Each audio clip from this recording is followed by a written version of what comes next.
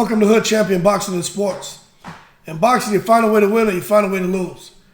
Been trying to tell y'all, you guys are never gonna see Errol Spence against Terence Crawford. It's just not gonna happen.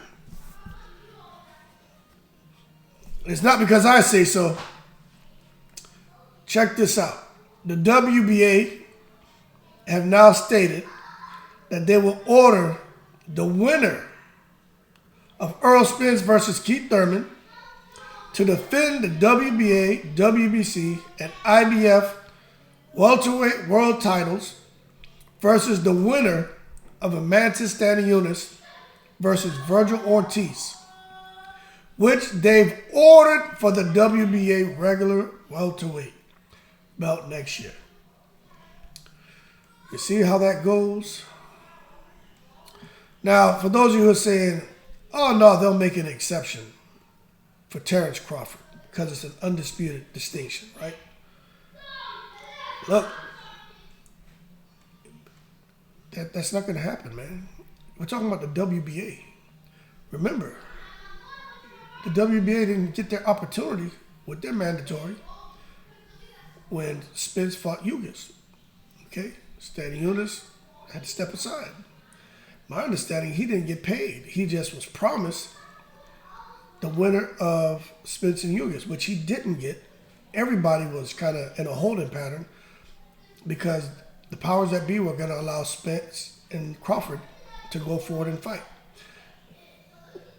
We all know that the reasons for that not happening is just a crap storm, okay?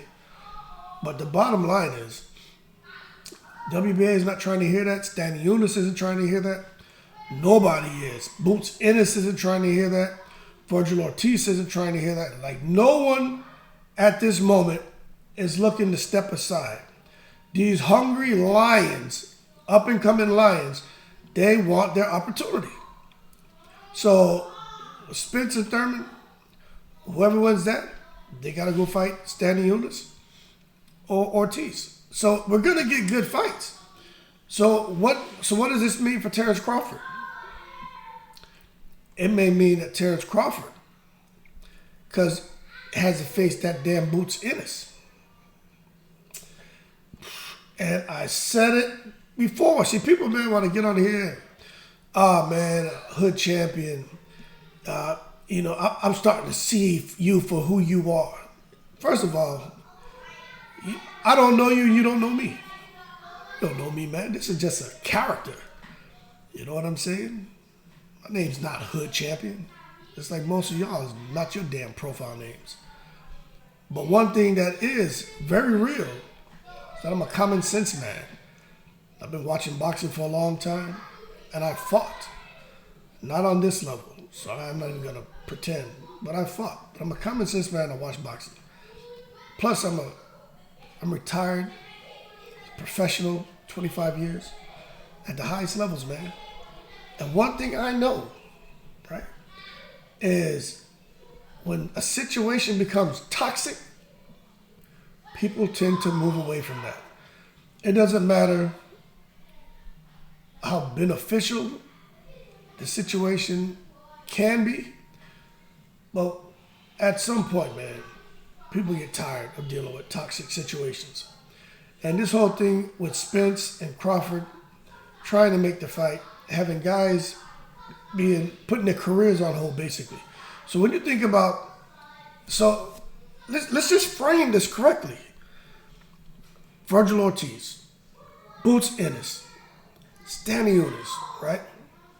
Even Keith Thurman, although he's been inactive by his own choice, Keith Thurman, Boots have. Conor Ben, he's not even in the equation, right? Avanesian, right? And there are others. But all those big names I just called out, right? All of these guys were forced to sit back and wait and see what happens between Spence and Crawford. That affects everybody. And it has a rippling effect all the way down to the trainer, to the cut man, to everybody, right? Because these guys all have to plan their schedules and commit to other fighters to be able to help them too. So when stars don't line up, that creates a bit of an issue. And especially when you have someone who, like right now, from what I'm gathering from reading, a lot of people feel that Terence Crawford is not dependable because they feel like he marches to his own beat, which is nothing wrong with that to a certain extent, and he's going to do what he feels is best for him. Nothing wrong with that to a certain extent. But what happens is, like I just said, once you get labeled as toxic, hard to work with, is someone who's selfish and only looking out for their best interests and not being a team player. In a sport like this, boxing is a team sport. Okay? It is a team sport. No, there's not 2, 3, 4, 5 people in the ring fighting, but boxing is a team sport. But if you want to come out here and be your own man, your own boss, and just look out for the eye, right? Hey, I'm not saying anyone's right or wrong, but what I'm saying is this is the end result. It all has to work for everyone. And these sanctioning bodies don't play. I'm going to go ahead and go on record and say this. I don't know this to be a fact, but I'm a common sense man. You can't tell me that the WBC, the WBA, the IBF, the WBO, you can't tell me that going into that WBC convention and maybe even during or after the WBC convention, that those sanctioning bodies didn't come together and have a conversation and say, you know what, if we don't draw that line in the sand, these guys will never fight each other because everyone's trying to protect their own. Or they want the ridiculous amount of money that we just can't, it's impossible to give them. So the purse bids and everything else, we're going to shove it down their throats, force them to make a decision. Take the fight, make the fight. If not, go to purse bid. If not, you lose your title, right? So now these other guys who want a shot, they're like, you know what? We're not going to have you waiting around fighting nobodies till you get them. You guys are the elite fighters. Y'all fight each other. And then the winner of that will bubble up and get a shot. Like, you just look at how the stars are lining up now. Who's fighting who? Now, it doesn't really matter until they get in the ring because we know that things happen, right? But the fact that there's some movement, right? The pot is bubbling. Those are good signs, but it's never quite been like that. But and it's all of these decisions that are coming out, right? Has resulted just after a mere few weeks after the WBC convention. So, is it a coincidence? Maybe. However, I don't think so. Moreover, I genuinely feel these sanctioning bodies and the key decision makers out there are no longer focused so much on an undisputed distinction. They don't have time to waste. And we're going to see how everything plays out, because at the end of the day, when it comes to this boxing stuff, and you can be marching down a path and everybody's following suit, and all of a sudden the road forks and everyone knows they need to go left, but some people somehow are tempted to go right, and then now you got a whole mess. And then one guy's going on the path that went left, the other one's going on the path that goes right. The road forks again. They have an opportunity to come back, to get on the same course. The guy who went left could come right now, the guy who went right could come left, and they're back traveling together on the same path. But if they hit that fork in the road, the guy who went left goes left again, the guy who went right goes right again, then it takes a while to get them back on course. So I honestly think we're not, I just don't think we're going to get it. And there's some hard fights out there. And if Crawford has to fight Boots and Spence fighting Thurman, that's not a guaranteed win. But after that, if he beats Thurman fighting Stanionis or fighting Virgil Ortiz, that's not a guaranteed win. So by the time they get through all of this, will Spence and Crawford be the last two standing so we can finally see that fight? I don't think so. But if they are, how much damage will they have taken to get there? Because they're fighting some killers. And don't get me wrong, Spence and Crawford, they're it. Got to give them credit for that. But by the time they get in the ring, it's just not going to be the same. It's just not going to be the same. And that's if they even get in the ring. And when you look at it now Terence Crawford getting a lot of flack, right? But man, if somebody goes out here and loses, oh my gosh. They got a guy on Twitter. I'm not going to say his name, right? From the time this man wakes up to the time he goes to bed, he dogs Crawford out. It's ridiculous, man. It's ridiculous, man. And I'm real busy at home, man. So I get out here and do these videos for about 2 hours out the day. Some days I don't do anything because I have 4 sons, so that's my priority.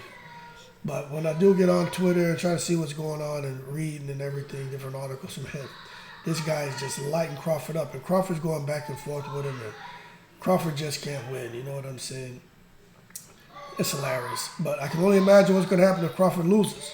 Oh Lord, he gonna put him on suicide watch. But what are some people saying about this? Could have happened, Bud being 304. I don't know what that means. Seems like we're never going to get Crawford Spence. That's the consensus. Should have known that when Crawford pulled out the fight. Jerron Ennis deserves a shot more than Ortiz or Stanionis. Well, you got to understand the positioning and also what's Boots and his dad wants for his son. Stanionis been bumped twice now for a title fight. Yes, last year with Ugas, and now, yeah, that's right. Stanionis deserves it more than anybody. Absolutely. The big question is why would Virgil fight for the WBA regular when we know the road to Stan and Spence is through PBC Showtime. Virgil with the WBO is a WBO mandatory, which can get called next year and easier to make. Yeah, whatever. He's Bud's mandatory for a while now and has no interest in mandating that fight. That's true. Just what Spence wanted because he doesn't want to fight Crawford. See, this is the shit I tell you about. Spence fans and Crawford fans, they just on a whole nother level, man. Keith Thurman has 1 fight in the last 15. Yeah, clowns. Yeah, so it is what it is, man. It is what it is. But that being said, man, y'all keep cool. Leave your comments below. But I don't think we're going to ever get Spence and Crawford. I just think the path they have to travel to get back on the same road, they got to get across some landmines. They got to take, some heavy fire. Like they got to, all of their training has to come into play, man, and all their survival skills training has to come into play for them to get back on course because they are in for some serious, tough fights, and I just don't think that they're gonna get through unscathed. I think someone's gonna lose. But that being said, y'all keep cool. Shout out to the veterans. Shout out to everybody from all 7 continents. Appreciate your support. As always, I'm in the breeze.